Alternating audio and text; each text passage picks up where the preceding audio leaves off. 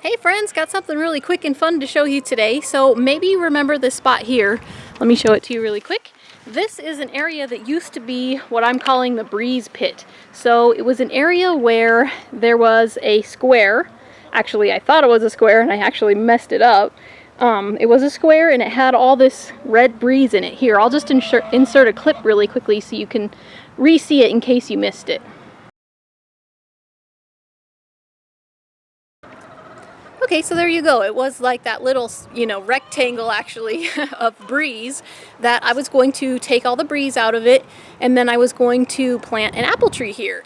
That's what I put in my original garden plan anyway. Well, what happened is, so we ended up getting rid of all the breeze through a few different means. I listed on Craigslist for free. I took down my fence that was back here, and then I just gave people my address. Just come on over, load up on all the breeze you can use, and it's, you can get right next to it. So take as much or as little as you like. So we had several people come. Some people took a little, just a few buckets worth. Some people took a lot and really loaded up their truck, and there was a ton of breeze here. And then, it kind of fizzled out and nobody was interested after a little while because everyone who wanted some had gotten some. And then I waited a few weeks, and then I relisted it on Craigslist again and put, breeze, and then it was like a whole new bump of interest. Some new people came and took a bunch, and then after a little while it kind of fizzled out just the same. Well, we ended up needing to get rid of the last of the breeze, so we had to do something with it, and I actually ended up sticking it underneath our tenant's deck. Not to the point where it touched the wood, but we just shoveled it under there and kind of packed it under so it's out of the way and gone. Wasn't ideal, but I really needed to get rid of the breeze because it's tree planting season. Early spring is the best time to plant fruit trees because it's better to get them in before the heat comes. And also that's when the stores tend to have the trees, and then, as they sell out, they stop selling them. So if I wanted to plant my trees, which I really did want to, I needed to get rid of that stuff. So anyway, what we did is we ended up getting rid of all of the breeze, and then I planted the tree here. Actually, no. In the middle of it, once it was an empty square, I was like, wow, you know what?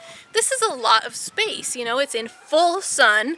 This little tree is going to be small for many years before it finally gets big enough that it's going to be shady. So why can't we just do something with it in the meantime? So what we've decided to do is actually make it this U-shaped garden.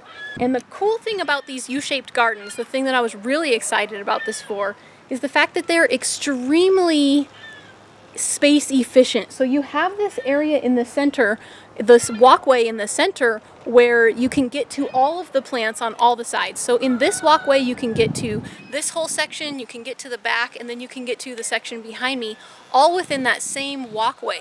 So that's the main thing that I really liked about this U-shaped garden, is that you only have this one walkway to maintain and then tons of garden space around it. Plus the fact that we're starting this new little fruit tree here, it's making it to where we can multitask the space, which is really neat.